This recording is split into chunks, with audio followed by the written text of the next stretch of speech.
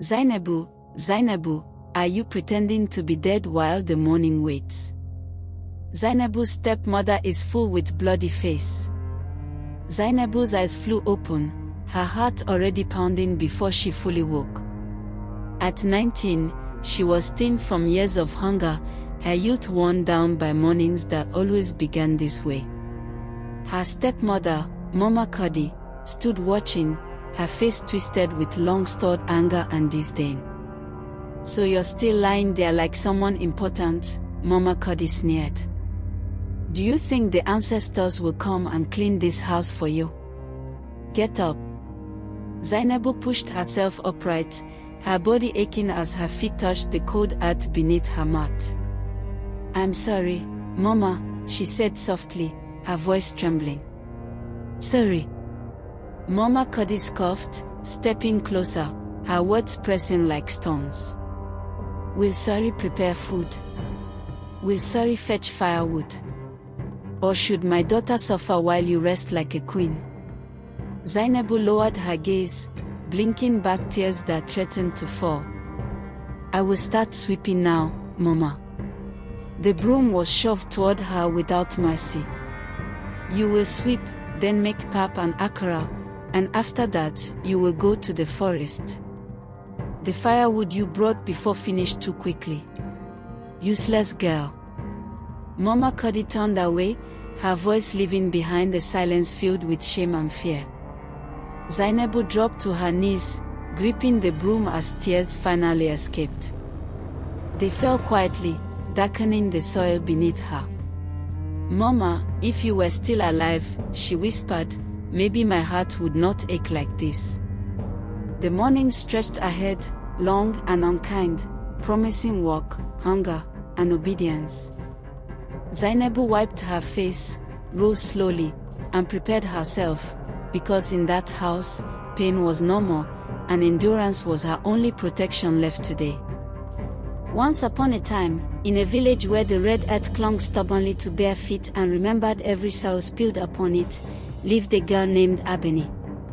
And if the wind were asked who knew hardship, it would murmur her name as it slipped between the huts. If the moon were asked who cried without sound, it would follow her steps through the compound each night. Ebony was young, yet weariness had settled into her bones as though she had lived many lifetimes already. She woke before the rooster each morning, long before the sky softened from black to gray. Her eyes opened not because she wished them to, but because fear had trained her body well. In that house, waking late invited anger, and anger never came alone. Her mouth was thin, the ground beneath it unforgiving, yet she rose quickly, rolling it away before anyone could accuse her of laziness. Her stepmother, Monarchy, ruled the household like a storm that never passed. Her voice carried across the compound, sharp enough to cut through sleep and hope alike. To Monarchy, Ebony was not family.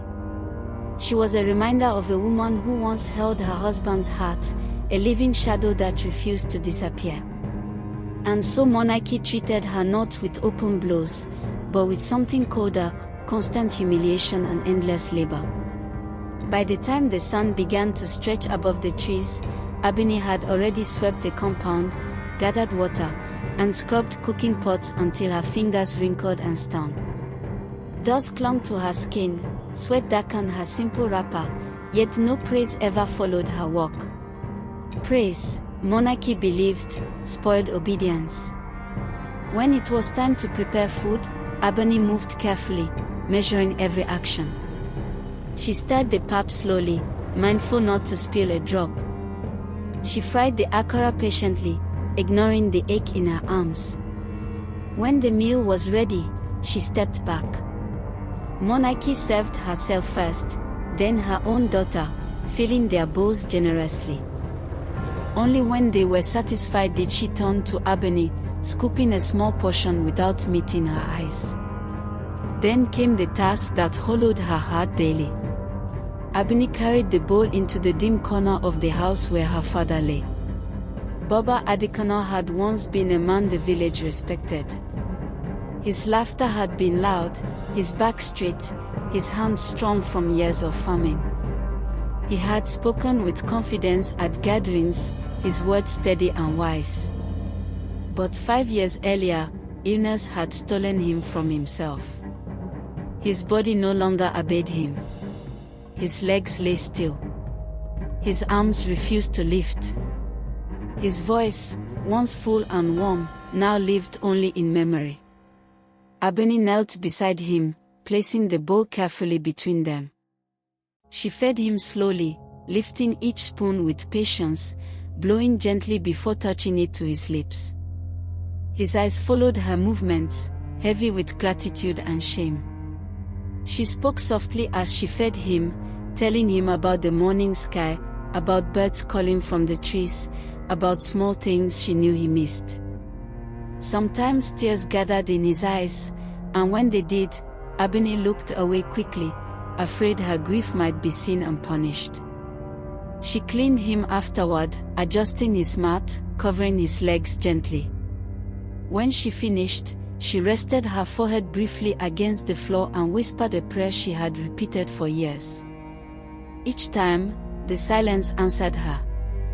No sooner had she stepped outside than Monarch's voice found her again. The forest was calling, she said. Firewood was needed. Always more. Always better than the last bundle. Ebony took her rope and blade without argument. Argument only extended suffering. The path to the forest was narrow and worn, shaped by countless journeys made with bowed heads. As she walked, the village shifted around her. Children passed, whispering behind their hands. Some pointed.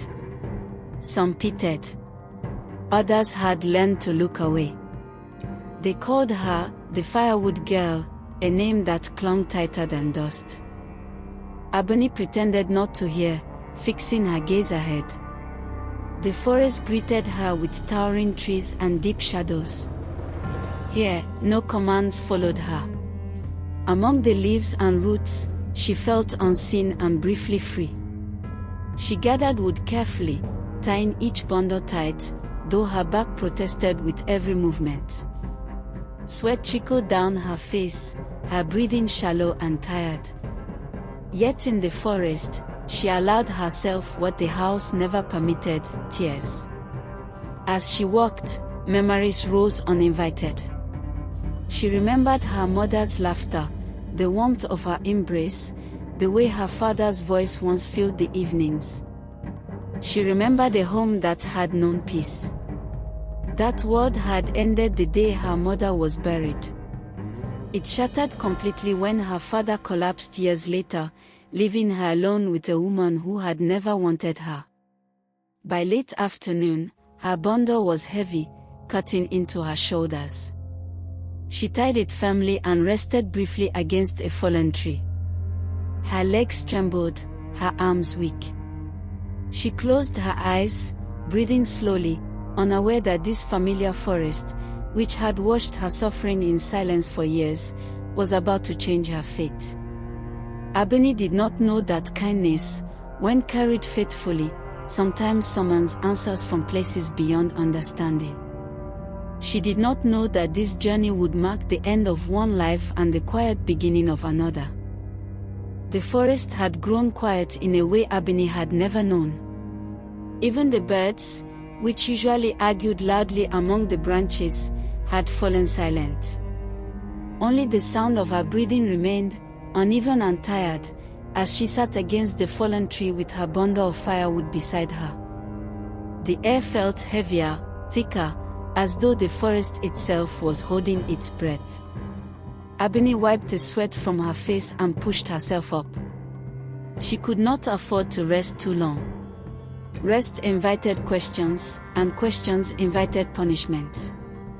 She reached for her rope when a voice spoke. "Child." The sound was soft, almost carried by the leaves, yet it stopped Ebony where she stood. Her heart thudded violently. Slowly, she turned. An old woman stood a short distance away, leaning on a crooked walking stick.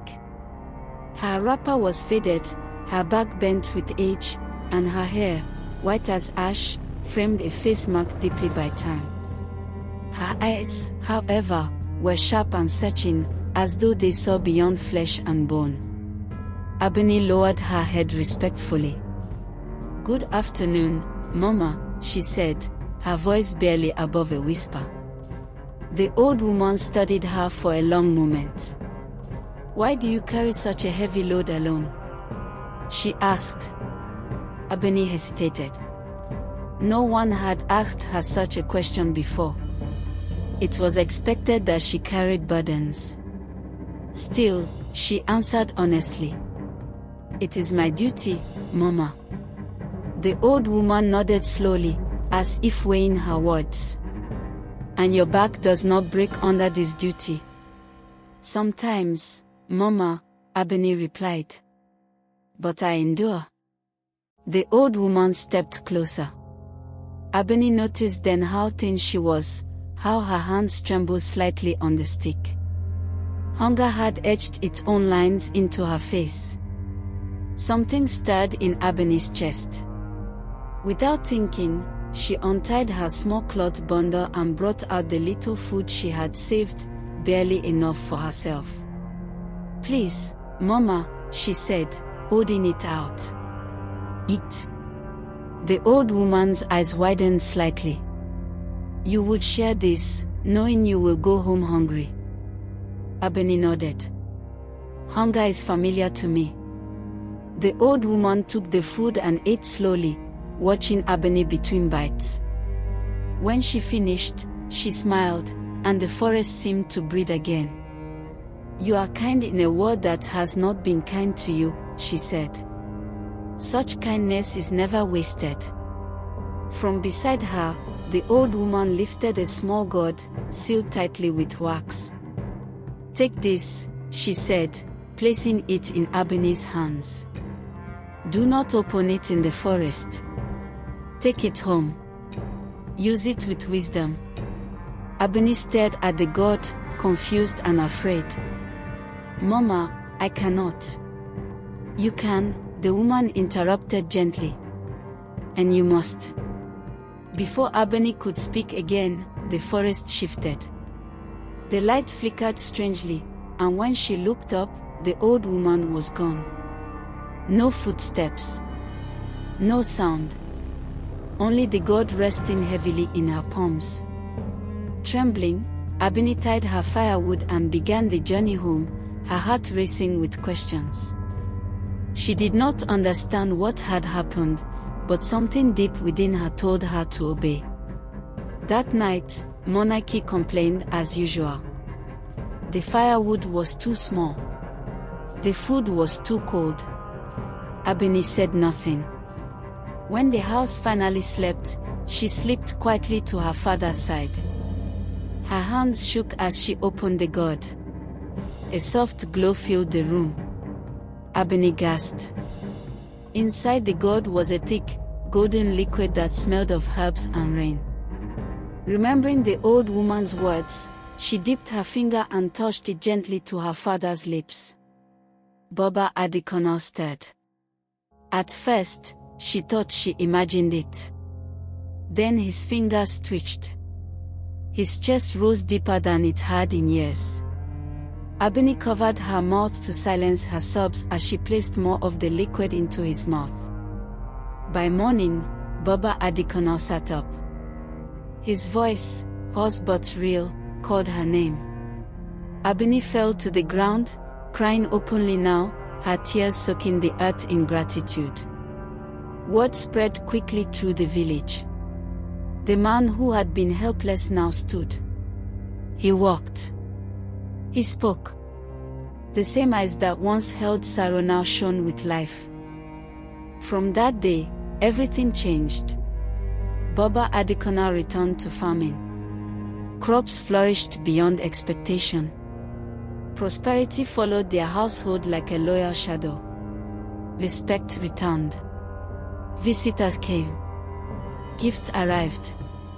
And Monarch's voice, once loud with command, softened into something bitter and forced. But envy is a seed that grows quietly. Monarchy watched Ebony closely. She noticed the new clothes, the fuller meals, the sudden favor of fortune. And in her heart, jealousy hardened into resolve. She called her daughter, Damalola, and whispered plans that smelled of greed. "Go to the forest," she said. "Do what Ebony did. Bring back what made her blessed." Damalola laughed, confident and proud, unaware that the forest listens differently to hearts filled with cruelty. And as she stepped onto the path, the same trees that once watched Ebony with pity now waited in silence. Because not every kindness is rewarded the same. And not every journey ends in favor. "Do you see her?" the wind seemed to whisper. "Do you see the one who bears the pain?" Amaoni froze mid-step, the bundle of firewood balanced awkwardly on her head. She had been walking along the narrow forest path for hours, the sweat on her brow mingling with tears she hadn't meant to shed. "Yes," she whispered back to the unseen voice in the wind. "I see myself. I see my burden, I see my father, I see my destiny." The forest was dense, shadows pressing against her from all sides, yet the morning light flickered through the tall mahogany and iroko trees in streaks of gold, illuminating the red soil like rivers of fire. Birds called overhead, a chorus of trills and clicks, as if each note carried the stories of those who had passed through these woods before her. Every step she took felt heavy, not just with the load of firewood, but with the weight of years of duty, grief, and the quiet prayers she carried in her heart. Amaoni paused at a clearing, breathing in the earthy scent of damp leaves and fresh moss. "Do you tire?" the voice seemed to ask, again carried by the gentle rustling of leaves. She swallowed, nodding slightly. "I tire," she admitted aloud. "I tire, but I will not stop." She wiped her damp face with the back of her wrapper, her fingers sticky with sap and sweat. Her thoughts drifted briefly to her father, still lying motionless in the bamboo bed back at home, and a pang of guilt clenched her chest. "Papa," she whispered, "I have brought you food, yet I wish I could also bring you life." The path curved deeper into the forest, and Amaoni noticed something unusual, a faint trail of smoke calling in the distance. Her heart quickened. Could it be? Could it be the old woman she had heard of in whispered stories from the village elders? She approached cautiously, her bare feet sinking slightly into the soft earth. Every step was measured, careful, as though the forest itself demanded respect and patience. Then she saw her. The old woman was bent under a load of firewood twice her size, her grey hair tied in a loose scarf that flapped gently in the breeze. Her bare feet were smeared with mud, and her eyes, though clouded with age, held a strange light, as if she could see beyond the forest, beyond time itself. "Child," the woman croaked, her voice a gentle rasp. "Will you help me?" Amarani's pulse quickened. She hesitated for a moment, pride and fear warring inside her. She had been taught to serve, yes, but she had also learned that true courage required a heart willing to act. Slowly, she stepped forward. "Yes, Mama," she said, her voice trembling. "Let me help you." The old woman's lips curved into a faint, approving smile. "Come then," she said, gesturing to the massive bundle. "But beware, the weight is more than it seems, and the path tests more than your body, it tests your soul." Amaoni bent carefully, her hands trembling as she lifted the bundle onto her head. It was heavier than she imagined, each branch pressing into her shoulders, digging into her scalp, yet she bore it, step by careful step. The forest around her seemed to pulse with life, the soft hum of insects, the whispering wind, and the occasional rustle of leaves forming a rhythm that matched the beat of her heart. Can you feel it, the voice of the forest asked again? Can you feel the threads that bind all living things? Amaroni's head bowed under the weight, but she nodded silently. Yes, she replied. I feel the pain, the joy, the breath of life itself. I carry it as I carry this wood. I am part of it. The old woman led her along a narrow path that seemed hidden from ordinary eyes. Every few steps, Amaroni stumbled slightly, the bundle threatening to fall, but the woman's steady presence beside her offered reassurance. Birds took flight as they passed, and small animals scurried into the underbrush, watching silently as if witnessing a sacred ritual. Finally, they arrived at a small clearing, bathed in a soft golden glow. There stood a humble hut, built of clay and palm leaves, smoke rising gently from the thatched roof. Amaroni carefully set down the bundle in front of the hut. Her body ached, her muscles trembling from the strain, but the satisfaction of helping someone, of being needed for something other than suffering, filled her chest with warmth. The old woman nodded slowly, her eyes glinting with wisdom. You have a strong heart, child, she said. It is not the firewood alone that weighs on your shoulders, but the burdens of your family, your village, and your own spirit. Sit. Rest. Let me honor your courage. Amaroni's resistance melted under the sincerity of the old woman's gaze. She lowered herself onto a nearby rock, letting her tired limbs breathe. The woman disappeared briefly into the hut and returned with a small, brown gourd sealed with palm leaves.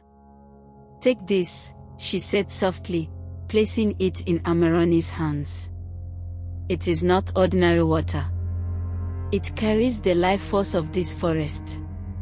Sprinkle a few drops on the one who lies in stillness, and keep the rest by his bedside.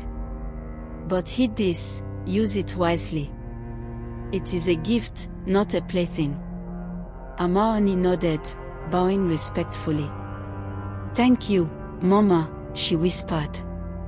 She tucked the gourd into her wrapper carefully, feeling the weight of its significance, heavier even than the bundle of firewood she had carried. She looked once more at the old woman, whose kind eyes seemed to pierce into her soul, and she whispered, I will not fail. With that, she lifted her own bundle of firewood and began the long walk back to the village. Each step was measured, each breath deliberate, but her heart felt lighter, as though a small spark of hope had been ignited within her chest. The forest seemed to watch her journey with quiet approval, the wind whispering, Do you see her? Do you see the one who carries hope? And Amaroni answered, softly but with conviction, Yes, I see her. I am her. By the time she reached the edge of the forest, the sun was dipping behind the trees, casting elongated shadows over the path. Her bare feet were smeared with mud, her shoulders sore, but in her heart, a tiny flame of triumph glowed. For the first time in years, Amaroni felt that perhaps the gods had noticed her, that perhaps her prayers, whispered alone in the quiet of her father's hut, were finally being answered.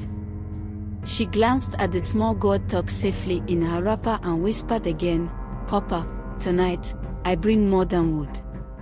I bring hope. I bring life. Wait for me. And with that, she continued her journey home, the forest behind her whispering in approval, the rhythm of her steps echoing like the heartbeat of the earth itself. Amaroni paused at the edge of the compound, her heart hammering in her chest like a drum of war. The small gourd nestled against her side, warm against her body, felt heavier than the bundle of firewood she had carried from the forest. Should I do it now?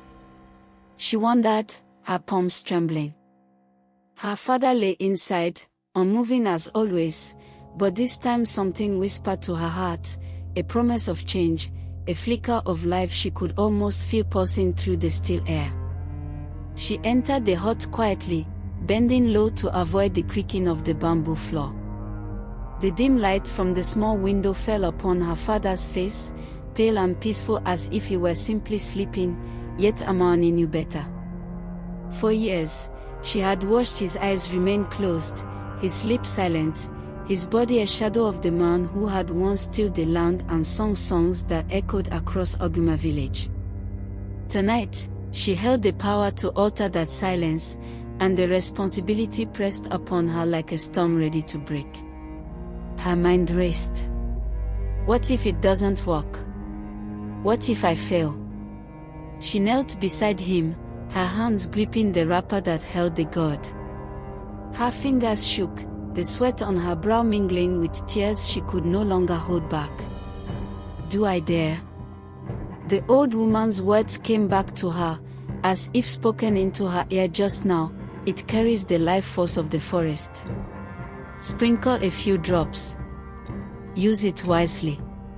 Amani opened the gourd carefully, her breath shallow.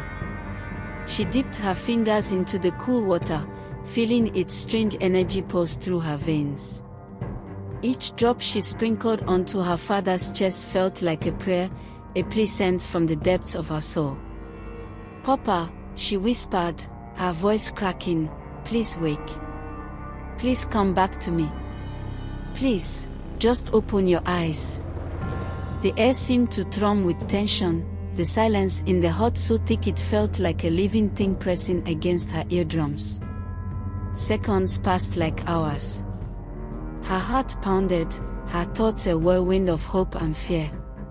Will this work? Or have I imagined the promise of life? She sprinkled a few more drops, trembling with every motion, her tears falling freely onto the bamboo floor. The gourd, now almost empty, seemed lighter, as if it had given everything it had to her hands. Then, something. A tiny movement, almost imperceptible.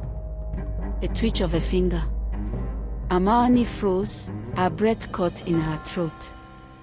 No, it can't be. But another movement followed, a slight rise and fall of his chest, and finally, a fluttering of his eyelids. She gasped, nearly dropping the gourd. "Papa," she whispered, her voice trembling. "Can you hear me?" His eyes opened, faint at first, clouded yet alive. They focused on her, and for the first time in years, they held recognition. A slow, weak smile curved his lips. Amani could barely contain herself. The tears ran freely down her cheeks as she pressed her father's hand to her face. "Papa," she cried, "you're awake. You're alive." He coughed softly, his voice a fragile whisper. "Amora, my child, you have brought me back." Each word trembled like a fragile bird's wing, delicate and full of meaning. Amarani's heart swelled, her body shaking with relief and joy, but a shadow of doubt lingered in the corners of her mind. Is this truly enough? Or will the cruelty of others steal it away from us again? Her father's gaze met hers, filled with gratitude and love, and in that moment, the moral weight of her choice became clear. I could have left him, run away like others suggested. But she hadn't. She had chosen the path of courage, of sacrifice, of love that defied even the harshest cruelty of her stepmother. And now, that choice had brought life back to the one she loved most. Outside, the night seemed to hold its breath.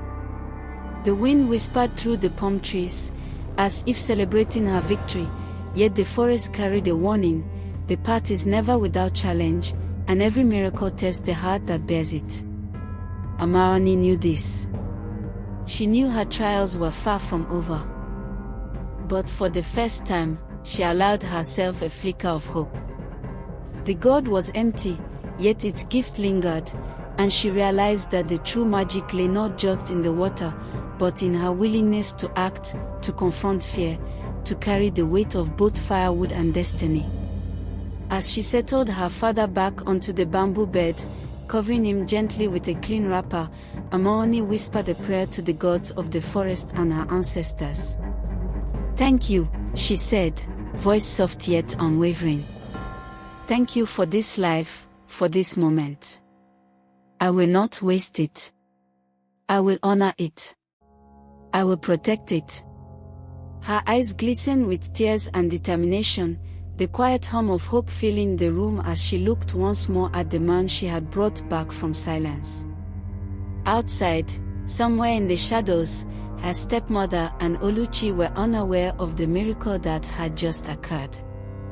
The weight of their greed and cruelty would meet its reckoning soon enough, but for now, Amaoni and her father shared a fragile, luminous peace, a victory earned through bravery, love, and the quiet wisdom of a forest that had watched, tested, and finally rewarded her heart. Step by step, Amaoni walked across the compound, her father's hand still in hers. Step by step, she felt the weight of years lift just a little, as if every burden of sorrow had been eased by the miracle of his awakening. Step by step, she retraced the memories of her suffering, the long nights of tears, the endless days of chores, the silent prayers whispered into the dark. Step by step, she remembered every insult, every harsh word, every moment she had been told she was not enough, she was weak, she was less than human. Step by step, the forest gift hummed in her heart, a rhythm that matched the beating of her father's chest. Her father's eyes, once so dull and lifeless, now held a spark. A spark of recognition, a spark of warmth, a spark that reminded Amaoni of the man who had once carried her on his back, who had sung songs to chase away the shadows of her childhood. "Amora, my daughter," he whispered again, his voice gaining strength with each word. "You have returned me to life." Each syllable was deliberate, measured, a cadence she had longed to hear for years. She knelt beside him, tears streaming, hands trembling, heart racing. "Papa, I will never leave you again," she said, her voice soft but insistent. "I will care for you, I will protect you, I will honor the life that the forest has returned to you." She repeated the words, not once, not twice, but 3 times, each repetition reinforcing her vow, each repetition a drumbeat of resolve. "I will care for you. I will protect you. I will honor you." Outside, the wind echoed her determination. Outside, the trees whispered secrets of the forest, secrets Amaoni had yet to understand fully. Outside, the night held its breath, waiting for the consequences of this miracle to unfold. For she knew that miracles never came without cost. The god had been a gift, but the gift carried responsibility. Step by step, Amaoni felt it pressing on her shoulders, a reminder that the forest had chosen her for a purpose far greater than simply saving her father. She moved to fetch a basin of warm water, her movements careful, deliberate, each step matching the rhythm she had set in her mind. She washed his hands, one at a time, gently, as if each finger held a story of the years they had both endured. She washed his face, his arms, his shoulders, repeating motions she had performed countless times during his paralysis. But tonight, each gesture was different. Each gesture was infused with hope, infused with gratitude, infused with life. Amaoni paused for a moment, looking at her father's eyes, now bright and alert. "Papa," she whispered, her voice quivering with emotion, "do you remember the mango tree at the edge of the village? Do you remember the rain that fell the day I planted seeds there with you?" "I remember. I remember every word you spoke, every lesson, every story, every smile." She repeated her memories aloud, as if speaking them into existence would anchor them in reality. "I remember the mango tree. I remember the rain. I remember your voice. I remember your hands. I remember your love. Her father's hand moved slightly, a twitch, a small grasp of her own. Amarani's eyes widened, and she repeated her words louder, firmer, more insistent. I remember. I remember. I remember. The room seemed to vibrate with her repetition, the air itself trembling as if responding to the strength of her heart. His fingers curled around hers, weak at first, then stronger, more certain. Step by step, connection returned, life returned, love returned. The rhythm of repetition carried her through the night.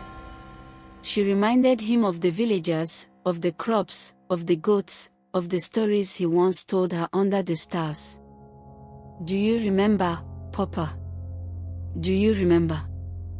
She asked, each question a call, each call a tether pulling him closer to consciousness. His eyes flickered with comprehension, and for the first time, she saw recognition bloom fully. Amarani, he whispered, voice gaining steadiness, I remember you. I remember everything. I remember my child. My daughter.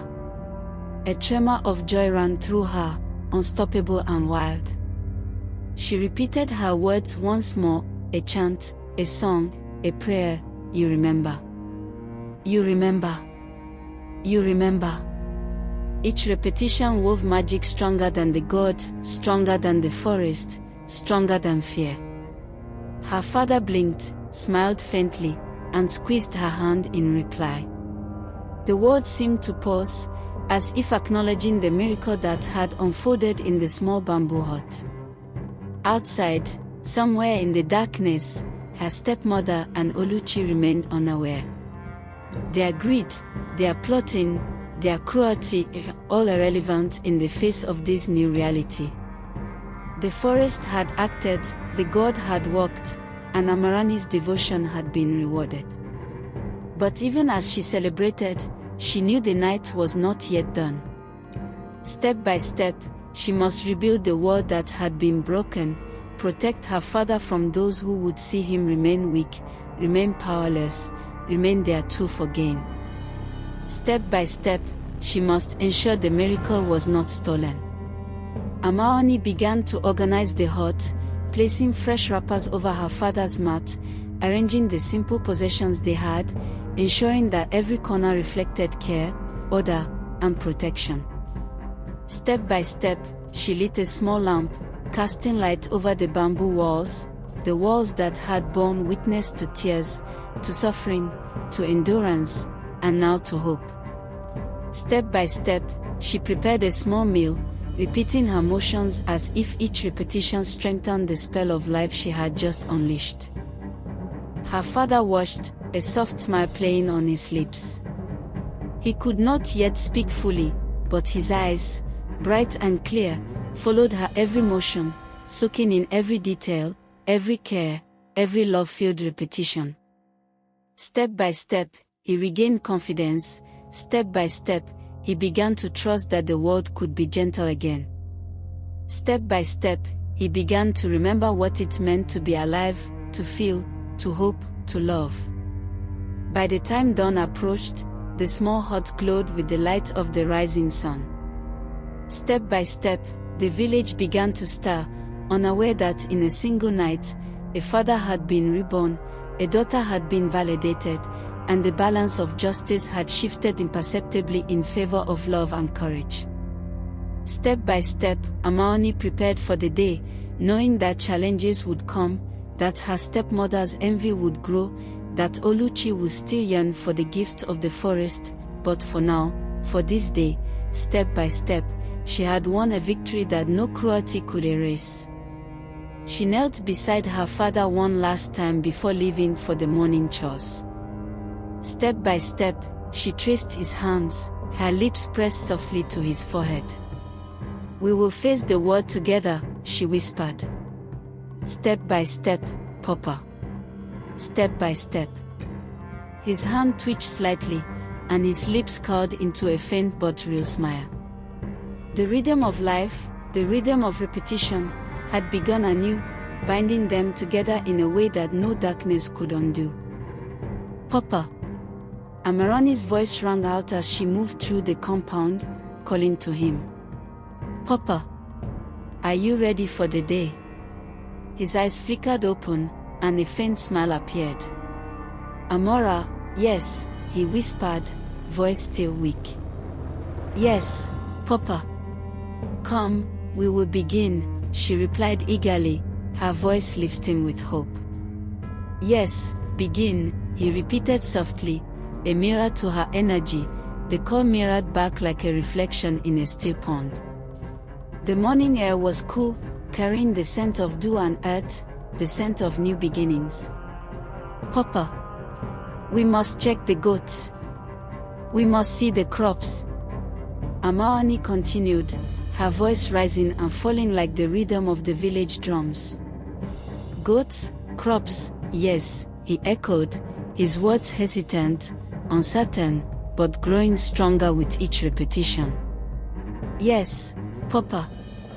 Step by step, we will make the day fruitful," she called. "Step by step, fruitful," he repeated, slowly, deliberately, testing the weight of each word as if savoring the miracle of sound, of speech, of life returned. Amaoni stepped lightly over the bamboo floor, guiding her father to the edge of the compound where the goats had been tethered. "Look, Papa, the goats are healthy. They are ready for milking," she called. "Healthy, milking, yes," he repeated, voice gaining volume, confidence building with each echoed phrase. "Yes, Papa. The milk will nourish us. Step by step, we will make our home strong again. Step by step, strong again," his voice answered back, hesitant but determined, the call and response a bridge between paralysis and movement, despair and hope. As they moved toward the small pen, the first rays of the sun glinted on the morning dew. "Papa, do you see the sunlight on the leaves? Do you see how the mango trees sway in the breeze?" Amaoni asked, her voice lyrical, carrying the wonder she felt inside. "Sunlight, mango trees, yes," he repeated, his voice cracking but alive, each word a step out of silence, a step into recovery. "Yes, Papa. Step by step, the forest has blessed us. Step by step, life returns," she called with rising excitement. "Step by step, life returns," he echoed, louder now, almost a chant, almost a song, each repetition strengthening the bond that had been stretched thin by years of suffering. Amaoni reached the goats, untangling their ropes with careful hands. "Papa, help me milk them. You can hold the bucket, you can guide my hands," she called. "Guide, hands, yes," he repeated, lifting his arm shakily, testing its strength. "Yes, Papa. Step by step, we will fill this bucket with life-giving milk," she exclaimed, her voice a mixture of triumph and hope.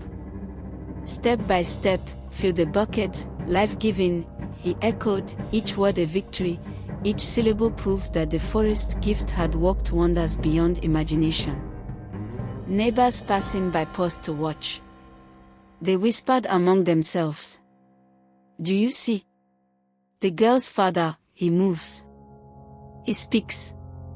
Moves, speaks, yes," Amaoni repeated under her breath, reinforcing the miracle aloud, letting the world witness what she had long prayed for in silence. "Yes, Papa. Step by step, they see our joy. Step by step, they will understand the power of faith. Step by step, understand, power of faith," he echoed softly, the words now a mantra that bound them to life, to each other, to the village that had once seemed distant and cold. The milk bucket filled slowly. "Papa, now stir the milk. Stir gently, gently, so it will not spill," Amaoni instructed, her tone rhythmic, almost musical. "Stir gently, gently, Yes, he repeated, hands trembling but steadying under her guidance. Yes, Papa. Step by step, we do this together. Step by step, we reclaim our strength, she called, raising her voice with pride and determination. Step by step, reclaim strength, he echoed, the cadence of their voices blending like the joining of two rivers, flowing together into one stream of life. By the time the morning sun rose fully, Amaoni and her father had milked the goats, fed the chickens, and checked the vegetable plots. Papa, see how the crops are thriving. The yams, the cassava, the peppers, they are all strong, she called, pointing to the green leaves glistening with dew. Crops, strong, yes, he repeated, voice firmer now, almost commanding, almost alive with purpose. Yes, Papa. Step by step, we will restore our farm. Step by step, we will prosper. Step by step, restore, prosper, he echoed, a smile breaking fully across his face, the sound of his voice now ringing with joy and recognition. The village children gathered nearby, curious and amazed. Papa moves. Papa smiles. Papa speaks, they whispered. Amaoni turned to them, her eyes shining. Yes, children. Step by step, the gods answer prayers. Step by step, our family rises again. Step by step, rise again, her father repeated, a strong echo of her words, the colon response spreading through the compound like sunlight across water. The children clapped their hands, stomped their feet, joined in the rhythm. Step by step, rise again, they shouted. Yes. Step by step, rise again. Amaoni and her father echoed together, their voices intertwined, a chorus of triumph that made the bamboo walls tremble with life. Later, as the sun climbed higher, Amaoni led her father back to the hut. Papa, now we will eat, and we will rest. But remember, every action today, every step, is part of our journey. Step by step, we reclaim what was lost. Step by step, reclaim, lost, he repeated, smiling faintly, eyes bright and alive. Yes, Papa. And tomorrow, we do it again. Step by step, until nothing can break us. Step by step, nothing break us, he echoed, his voice stronger than ever, the miracle of speech and movement now complete. Amaoni paused, looking at him. Papa, do you feel it? The strength coming back. The hope returning. Strength, hope, yes, he answered, his voice firm, confident, a final reflection of the miracle's power. Yes, Papa. Step by step, we will never be weak again. Step by step, we will live fully. Step by step, live fully, he echoed, a clear, resonant voice that filled the hut with energy and life. Step by step, Amaoni set the table. Step by step, they ate together. Step by step, they laughed, they cried, they whispered prayers of gratitude. Step by step, the past faded into memory, the present bloomed with life, and the future waited, patient and bright. The villagers watched from afar, whispers spreading. The girl has saved her father. The forest has blessed them. The miracle is real. Real, blessed, yes, Amaoni repeated softly, letting the words settle in her heart, letting the rhythm of the colon response carry them into the wind, into the ears of all who doubted, all who feared, all who had lost hope. Step by step, she held her father's hand. Step by step, he squeezed hers. Step by step, the village learned a truth that no cruelty, no envy, no darkness could erase. Love and devotion, repeated, echoed, and nurtured, always return as miracles. Amaroni's heart pounded as she stepped into the hut, the morning sun casting long shadows across the bamboo floor. Every breath she took seemed heavier than the last, laden with hope and fear intertwined. She knelt beside her father, grasping his hands, and for the first time in years, she felt warmth radiating from his skin, not coldness. Her tears streamed freely, sliding down her cheeks like the streams that nourished the village farms. "Papa, can you hear me?" she whispered, her voice trembling yet charged with emotion. Each word was deliberate, an invocation of life itself. She leaned closer, letting her forehead brush against his arm. The room was silent except for the faint creak of the bamboo walls, each groan echoing like a drumbeat of destiny. Her father blinked slowly, eyes fluttering like the wings of a caged bird testing the air for freedom. "Amora, and I," he murmured, voice weak but real, a sound she had dreamed of for years. "Yes, Papa. It's me, Amarani. I am here," she exclaimed, rising to her feet and performing a small bow, her body trembling with the intensity of her joy. The movement was ritualistic, a silent dance of devotion she had perfected over years of secret prayers and unspoken sorrow. The villagers had begun to gather outside, sensing the extraordinary moment unfolding within the compound. A soft murmur spread like wildfire. "She's here, and he moves. He speaks." Their whispers mingled with the morning breeze, creating a chorus that amplified the miracle inside. Amaroni stepped back, extended her hands, and performed a gentle, sweeping gesture. "Come closer, neighbors. Witness the return of life. Witness the power of devotion and patience." Her father's lips twitched in a smile. Though weak, the expression was enough to ignite Amaroni's soul. She clasped her hands and performed a slow, deliberate movement, a bow, then a clap, then a kneeling gesture. "Papa, we rise together, step by step. Your strength returns. Your spirit awakens." Her performance was both physical and emotional, every motion carrying meaning, every sound a prayer made manifest. Outside, the villagers could no longer contain themselves. They pressed closer, faces pressed against bamboo fences and windows, eyes wide with awe. "See! She has awakened him. The gods have remembered us," a voice cried, trembling with excitement. Another joined in, "Yes. The girl who cared for him, she has brought him back." Amaroni turned to her father, performing a graceful spin, a flourish of her wrapper that symbolized the turning of misfortune into blessing. She mimed the act of lifting him to stand, although he remained seated, testing the boundaries of his recovery. "Papa, feel the strength in your legs. Feel the warmth of the earth beneath your feet," she called. Her movements were exaggerated, dramatic, yet precise, every gesture a statement of hope and authority. He attempted to lift his hands, trembling violently. Amaroni caught them gently, performing a subtle push and pull, guiding him through the motion as if teaching him a ritual dance he had forgotten.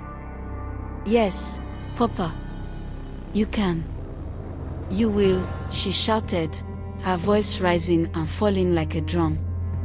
The rhythm of her encouragement became hypnotic, lulling his body into motion. With great effort, his hands steadied. The room filled with gasps as Amaroni performed a final gesture of triumph, hands raised toward the sky, eyes closed in reverent celebration. "Papa, look! Look how far we have come. From silence to speech, from stillness to motion. Witness it." She spun again, a small pirouette that sent her wrapper floating like a river of color. The villagers outside mirrored her awe, stepping back, mouths agape, caught in the gravity of the moment. Her father managed a weak but meaningful nod. "Amora, strong," he murmured, each syllable a performance in itself, an echo of the triumph his daughter enacted around him. Amaoni gasped, clutched his hands, and bowed deeply, eyes shining. Yes, Papa. Strong. We are strong. Step by step, our family rises. The scene shifted from intimate to epic. Amaoni gathered her courage and performed another set of movements, guiding her father to stand, one shaky step at a time. Each motion was deliberate, a ritual of encouragement and love. Step, Papa. Step. Step, she cried, clapping her hands to maintain rhythm. Step into life again. Step into hope. Step into strength. Her father's legs wobbled like young saplings in the wind, but the determination in his eyes mirrored her dramatic gestures. He took one step, then another, then a third, his voice joining her in a whisper chant, step, hope, strength.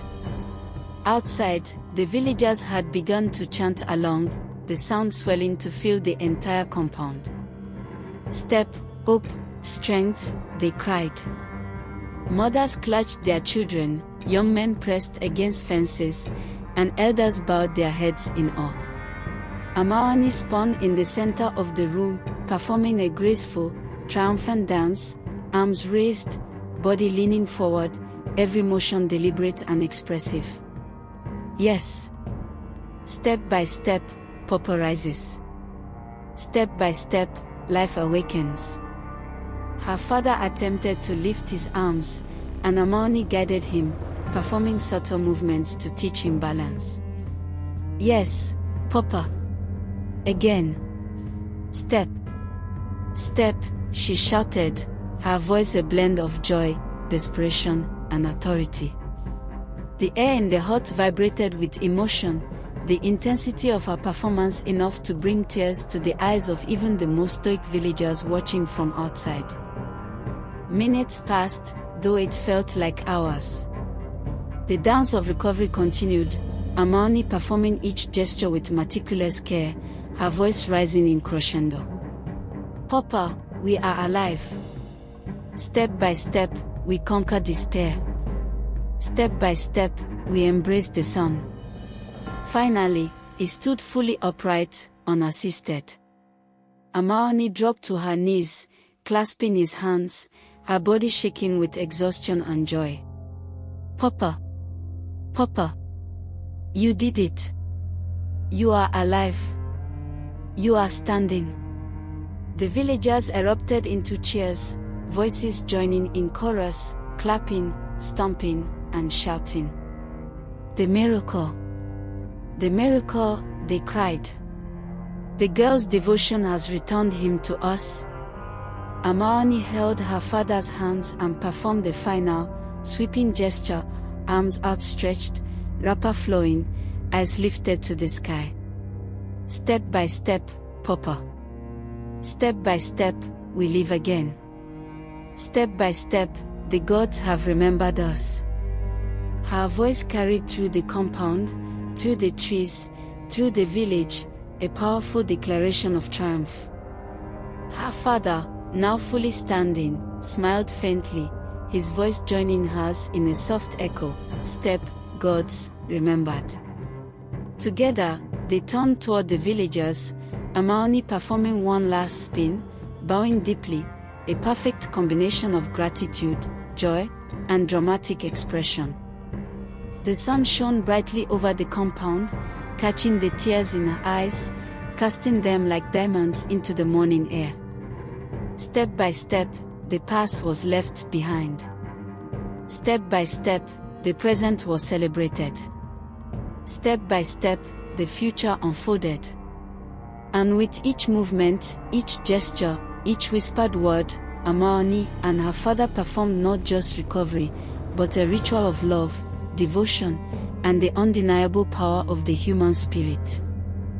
The sun hung low over the village, casting long golden fingers that stretched across the fields like the hands of the gods themselves.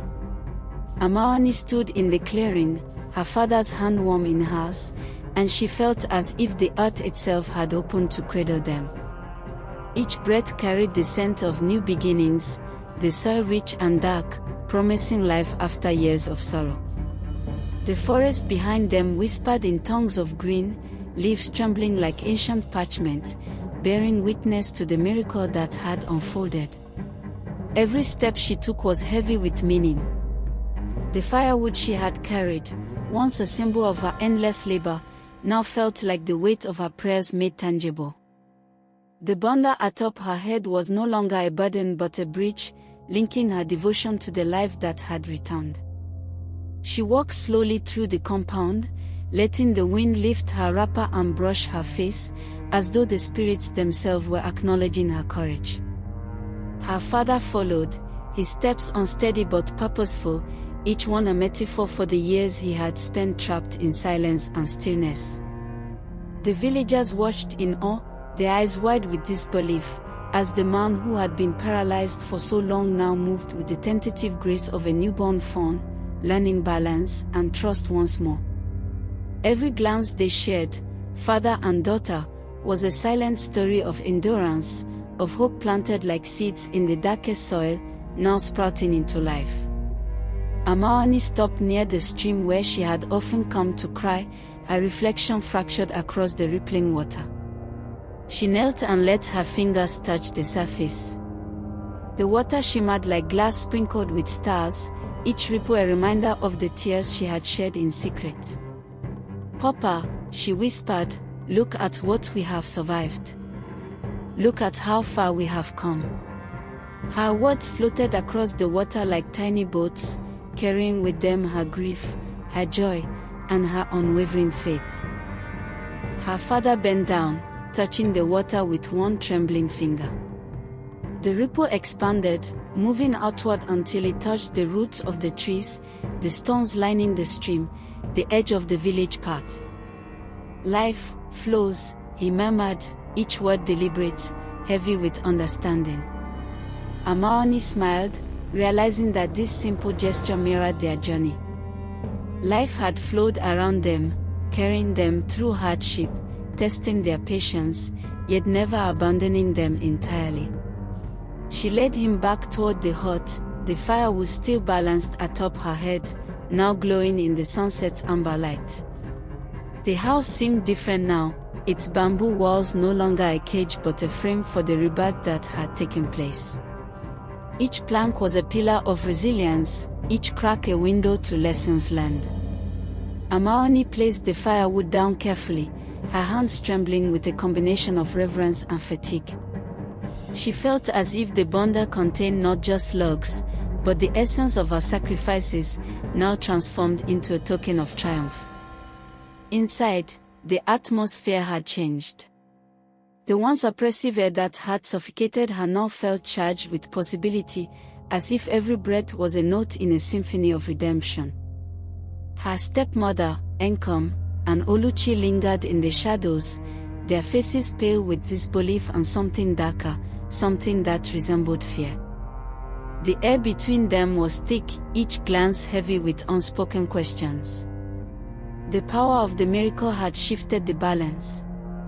The god of water, the forest, the steps, and the dance of recovery, everything was now a metaphorical mirror of truth, reflecting the justice that had quietly settled over the household.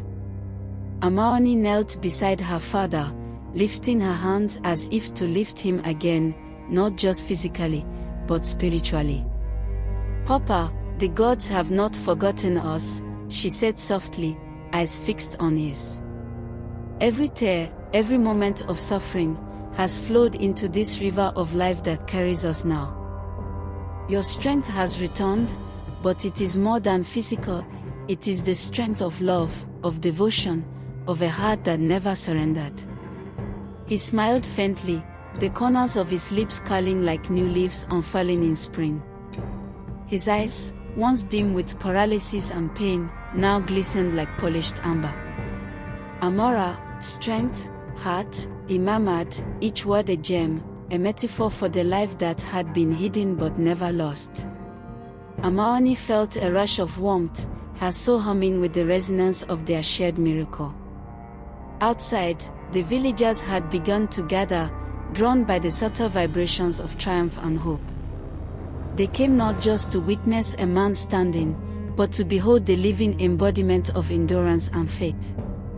Children ran ahead, waving to Amaoni and her father, their laughter like bells that echoed through the compound, carrying with it the promise of a future unburdened by past sorrow. Mothers and fathers followed, hands clasped in reverence, eyes glistening, each one recognizing in Amaoni a symbol of unwavering courage. Amaoni turned to face them, her body still trembling but her posture regal. She raised her hands toward the sky, palms open, wrapper flowing like golden rivers. "This is not just my miracle," she called, her voice steady and commanding. "It is the river of our prayers, the forest of our resilience, the sunlight of our hope. Witness it. Celebrate it. Let it remind you that even in despair, the seed of life can grow, and from suffering, strength can blossom." Her father reached out, resting his hands on her shoulders, grounding her words in his presence. "Yes," he whispered, voice steady now, "the river flows, the forest breathes, the sun shines, all because of love and devotion." The villagers erupted in applause, their cheers blending with the sounds of the forest, the rustle of leaves, the song of birds, the whisper of wind, each one a symbol of life's unyielding persistence. Amaoni felt the energy around her, the symbolic currents of justice, hope, and love, swelling through the compound and into the hearts of all who bore witness. She lifted her father's hand and placed it over the firewood pile. "See, Papa," she said, "even these logs, once heavy and burdensome, are now symbols of what we have carried together. Our burdens, our grief, our prayers, they have transformed into strength, into life, into blessings." Her father nodded, his gaze steady, clear. "Amara, blessings, strength, together," he repeated, each word a luminous thread weaving their shared story into the tapestry of the village. Even Enkom and Oluchi, though silent and still, could not deny the symbolism radiating from every corner of the compound. The firewood, the god, the forest, the water, all had become conduits of justice and mercy, metaphors tangible enough to change the air, to shift the dynamics, to mark the triumph of persistence, love, and faith over cruelty and despair. Amaoni knelt again, touching the earth with her palms, whispering, "For every tear shed in silence, for every prayer offered in the dark, for every moment of waiting and hoping, the gods have returned what was lost. Our river of life flows again." She looked at her father, his steady smile reflecting the golden light of the setting sun. "And it is ours, together." The wind shifted, carrying her words into the forest, rustling the leaves as if the spirits themselves were listening, acknowledging, and blessing the continuation of their story. In that moment, Amaoni realized that life, like the forest, is layered with hidden paths and unseen blessings. One must tread with care, with devotion, and with love, and the journey, no matter how arduous, will always lead to renewal. She stood, wrapped in the sunset's light, firewood at her feet, father at her side, and for the first time, felt the completeness of their victory. It was more than physical recovery, it was a symphony of symbols, a testament to the endurance of the human spirit, and the transformative power of unwavering devotion. "Who among you dares to defy the gods?" Amarani's voice echoed across the compound, strong and unyielding. The villagers froze, caught between fear and awe. They had gathered to witness the unfolding miracle, yet her call demanded more than passive observation, it demanded recognition, acknowledgement, a response. A young boy stepped forward first, hands trembling, eyes wide. "I do, Miss Amarani," he called. His voice wavered, but there was courage beneath the uncertainty. Then you shall witness the truth of devotion, she replied, her voice lifting, carrying the weight of years spent in shadowed silence and hidden tears. Come closer and see what steadfast hearts can achieve. The villagers moved forward hesitantly, whispers trailing behind them like ribbons of curiosity. Each step brought them closer to the scene of transformation, a father risen from paralysis, a daughter standing strong, the air vibrating with the pulse of justice long delayed. Amarani's call and their responses created a rhythm, a heartbeat of communal recognition that intertwined the human spirit with divine acknowledgement. Amarani turned to her father. Papa, do you remember the days of silence, the nights of tears, the endless labor that seemed to weigh upon our souls? He nodded slowly, voice catching. Every day, every night. I remember. And yet, Amarani continued, stepping closer, you endured. You held on. And we, together, believed that life, though cruel, could still honor devotion. Do you feel the river now? The villagers echoed in unison, yes. We feel the river. Their collective voices rose, blending with the evening wind, stirring the leaves, carrying their affirmation to the hidden corners of the forest. Amarani smiled faintly. This is the river of our hearts, our prayers, and our unyielding hope. And now, it carries blessings, justice, and renewal to all who dare to wait and believe. She lifted her father's hand, and he slowly extended it toward the assembled villagers, an unspoken invitation to witness and participate in the miracle. The murmur ran through the crowd, growing louder. Women clutched their children, recognizing the symbol of endurance in Amarani. Men straightened their backs, seeing in her courage the embodiment of resilience. We have witnessed, they cried. We have seen the river flow. Amarani nodded. Then carry it forward. Let the river of hope ripple through your homes, your fields, your hearts. And remember this, true devotion, even in silence, is never forgotten. Her stepmother, Encom, stood apart, lips pressed tight, eyes narrowed. Oluchi clung to her mother, a mixture of fear and curiosity etched into her features. Amarani's gaze met theirs, unflinching, carrying the weight of truth and justice. The river touches all, she said softly, yet her words cut through the tension like sunlight through clouds. Even those who hide behind cruelty cannot escape its current. The villagers murmured among themselves, whispers spreading like wildfire. She is right, one elder said. The child's faith has moved the gods themselves. Faith can move mountains, another added. It can bring back life, restore justice, and heal wounds thought permanent. Amarani turned back to her father. Papa, the gods, the water, the forest, and the firewood, they were symbols, tests, and rewards. Do you see now how every act of devotion, no matter how small, carries power? He nodded slowly, eyes glistening.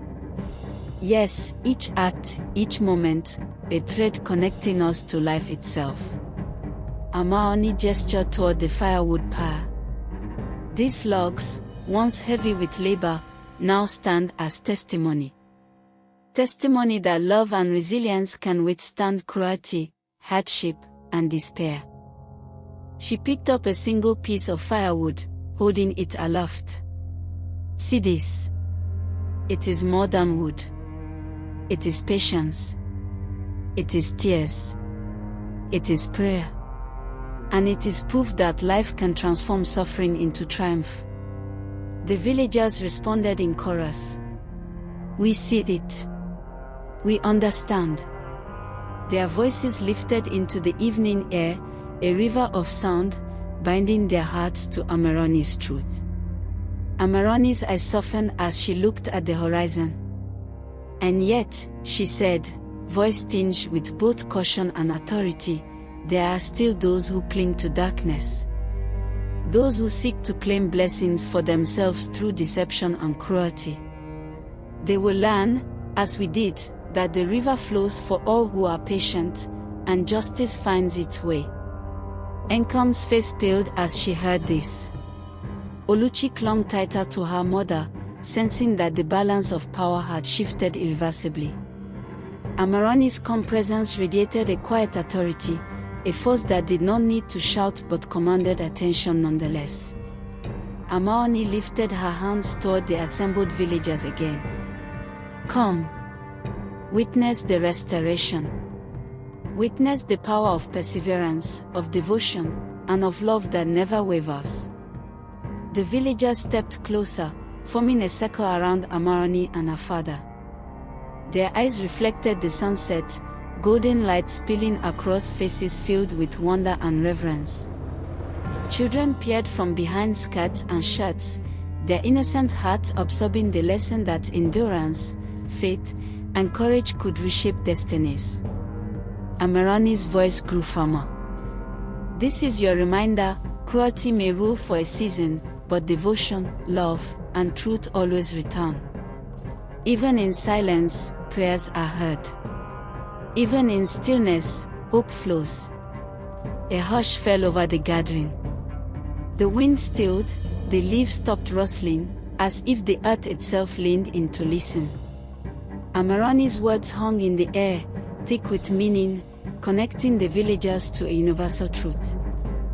Her father's hand rested on her shoulder, steadying, affirming. Amora, witness, hope, endure. His voice, though weak, carried weight. The river flows, always. The villagers repeated softly, almost as a chant, the river flows, always.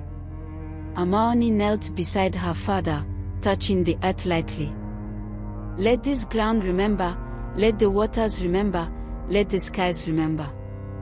All that is just, all that is devoted, all that is love, it cannot be forgotten. And in this remembering, we are made whole. The villagers bowed their heads, absorbing the truth in silence, then erupted into applause, clapping and cheering, voices intertwining with the sounds of the night. A rhythm formed, a human symphony, acknowledging the power of faith, devotion, and courage in the face of adversity. Amaroni rose, looking at each face, seeing reflections of herself and her struggles, her sacrifices, her victories. Carry this forward, she cried. In your homes, your fields, your hearts, let the river of life and devotion flow. Let the lessons of patience, resilience, and love guide you through darkness and into light. Nkom and Oluchi, standing apart, could only watch. The god, the forest, the firewood, the father, every symbol of justice and blessing, was no longer theirs to manipulate. The call and response of the villagers had validated Amaroni's journey, and they felt powerless against the undeniable truth. As the night settled, lanterns flickering, Amaroni and her father stood side by side, surrounded by the villagers who had come to witness a miracle, not just of life restored, but of faith vindicated. Their collective voices, repeating the mantra of endurance, hope, and justice, seemed to echo into the far reaches of the forest, carrying the story beyond the village, beyond the mountains, into the realm of legend. Amaroni stood at the edge of the village square, the crowd hushed before her. Her chest rose and fell, each breath heavy with the weight of years spent in silence and labor. She lifted her hands, trembling slightly, and then, with a sudden surge of strength, opened her arms wide. Look at me, she cried, voice breaking yet commanding. See the years of suffering, see the tears, see the strength that grew from despair. The villagers leaned forward, some whispering, others holding their children close. The sun dipped low, casting long shadows across the square, as if nature itself waited for her performance to unfold. Amarani's voice rose again, fierce and clear. I am no longer hidden. I am no longer silenced. I am a daughter of hope, a witness of endurance, a bearer of justice. Her father, now standing upright, leaned on his cane, eyes wide with pride and disbelief. Amarani, he murmured, his voice thick with emotion. You have transformed this house, this village, my life. Amarani turned to him, tears streaking her face, voice quivering with both grief and joy. Papa, all those years, the firewood, the water, the silence, the prayers, I carried them all for you. Every tear was a step, every sigh a prayer, and every hardship a song of hope. And now, look at what love, devotion, and endurance can achieve. The villagers, caught in the momentum of her words, began to murmur in agreement. She speaks truth, one shouted. Faith and courage never fail. Amarani's eyes swept across the crowd. She focused on Nkom and Oluchi, standing stiffly at the edge, faces pale and lips pressed tight. You who sought to claim blessings through cruelty, Amarani called, voice sharp and unyielding, know this. No act of deception or malice can outweigh a heart devoted to love, service, and truth. The river flows for the patient, not the selfish. The words struck deep. Nkom's hands trembled, and Oluchi's eyes filled with tears, not for joy, but for realization. The performance had pierced the veil of arrogance and entitlement, exposing the emptiness of their cruelty. Amarani's voice softened slightly, shifting from accusation to revelation. And yet, even now, I choose mercy. The gods have returned life to my father, restored our home, and blessed this village. Let none be destroyed in anger or revenge. Let all see that kindness and courage create miracles. A hush fell, broken only by the soft rustling of leaves in the evening breeze. She knelt before her father, taking his hands in hers. Papa, witness the culmination of our journey. You, who endured in silence, I, who labored in devotion, and together, we reclaimed life, restored hope, and awakened justice. He squeezed her hands, voice trembling with a mix of awe and love. Amarani, my child, you have become the song of our family, the heartbeat of this village, the proof that even the smallest acts of faith can awaken miracles. I am proud beyond words. The villagers erupted into applause, clapping in rhythm, a celebratory drumbeat echoing through the open square. The children danced, mimicking Amarani's gestures, while elders nodded, tears glinting in their eyes. This performance, born of struggle and perseverance, had become a living testament to the power of courage and devotion. Amarani turned to the heavens, arms raised.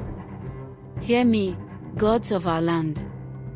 Witness the strength of the human heart, the persistence of hope, and the power of unwavering devotion. Her voice carried across the fields, over the rooftops, and into the surrounding forest, a clarion call of triumph and renewal. The villagers responded as one, their voices rising in chorus. We witness. We rejoice. We honor devotion and courage. Their words reverberated through the night, creating a symphony of life, resilience, and celebration. Her father, now fully standing without aid, extended his arms toward Amarani. Come, my child. Let us walk together, hand in hand, into this new dawn. Let the village see what devotion, love, and courage can achieve when fear and cruelty are cast aside. Amarani grasped his hands firmly, a smile breaking across her tear-streaked face. Yes, Papa. Together, we step into the light. Together, we celebrate life reborn. Nkom and Oluchi, powerless to interrupt, watched as the father and daughter walked through the square, the villagers bowing respectfully. The story of suffering and endurance had culminated in an undeniable triumph, witnessed by all. The gods, the water, the firewood, and the forest had been transformed from mere objects into symbols of endurance, love, and divine blessing. Amaoni paused in the center of the square, lifting her voice once more, the dramatic energy of performance reaching its peak. "Let this day be remembered," she cried. "Let this story echo in every home, in every heart, in every generation. No darkness is eternal. No cruelty is insurmountable. Faith, courage, and devotion shall always prevail." The villagers cheered, clapping, shouting, and dancing, their voices mixing with the wind, carrying Amarani's declaration far beyond the village. Even the animals of the surrounding forest seemed to respond, as birds called and crickets chirped, joining the human chorus in a symphony of renewal. Her father spoke softly, but with authority. "Amaoni, the house, the village, and the land are blessed because of you. You have turned suffering into triumph, sorrow into hope, and devotion into miracles. The river of life flows anew, and it carries the blessings of all who have walked with patience and faith." Amaoni bowed her head in acknowledgement, voice breaking. "Papa, I only did what was right. The gods only needed to see our devotion. They have blessed us because we did not waver, because we did not surrender to despair, and because we held love and service in our hearts above all else." Encom, now fully aware of her defeat, stepped back, shoulders slumped. Oluchi hung her head, silently recognizing the path she must walk to rebuild her own character. Even in the shadows of failure, the lesson was clear: virtue and devotion cannot be stolen, and the heart that endures will always rise. Amaoni turned back to the villagers, raising her hands high in the final act of dramatic expression. "Remember this day. Remember that miracles are born from patience, love, and courage. Let every heart in this village carry this lesson into the future." The crowd erupted one last time, a collective celebration that shook the very air, blending human joy, divine blessing, and the quiet murmur of the forest beyond. Amaoni and her father, side by side, watched the sunrise paint the village in hues of gold and crimson, the promise of new beginnings reflected in every face around them. As the sun climbed higher, Amaoni whispered to her father, "Papa, this is the life we have earned, the peace we have fought for, the love we have preserved." He smiled, tears glistening. "Yes, my child, we have endured, we have triumphed, and we have been remembered." And in that moment, the village knew that the story of Amaoni, her devotion, and her miraculous triumph would echo forever, a tale of endurance, courage, and unwavering faith, performed for all to witness and celebrate. Imagine the forest, deep and silent, each shadow hiding trials, each path testing the heart. Amaoni walked it alone, yet she emerged stronger, carrying firewood that symbolized more than labor. It carried courage, devotion, and hope. Every bundle she lifted was a testament to her spirit, every step a prayer to the gods. Ask yourself, what is your forest? What burden lies heavy upon your chest, waiting for courage to lift it? The answer is simple: act. Take the first step. Carry your own weight with love, with patience, and with unwavering faith. The smallest act of kindness, the quietest gesture of endurance, becomes the bridge between despair and triumph. Amaoni reminds us that miracles do not appear for those who wait idly, they come to those who persist. The gods notice resilience, the universe honors the heart that refuses to break. So rise from sorrow. Let your actions speak louder than fear. Offer hope when despair threatens to win. Speak truth when lies seek to silence you. Serve when service is not easy, love when love is not returned. Each day is an opportunity to shape your destiny, to walk the forest with courage, to transform burden into blessing. Carry your firewood. Live your story. Be the hope in someone's darkness. Let your life become the miracle others seek.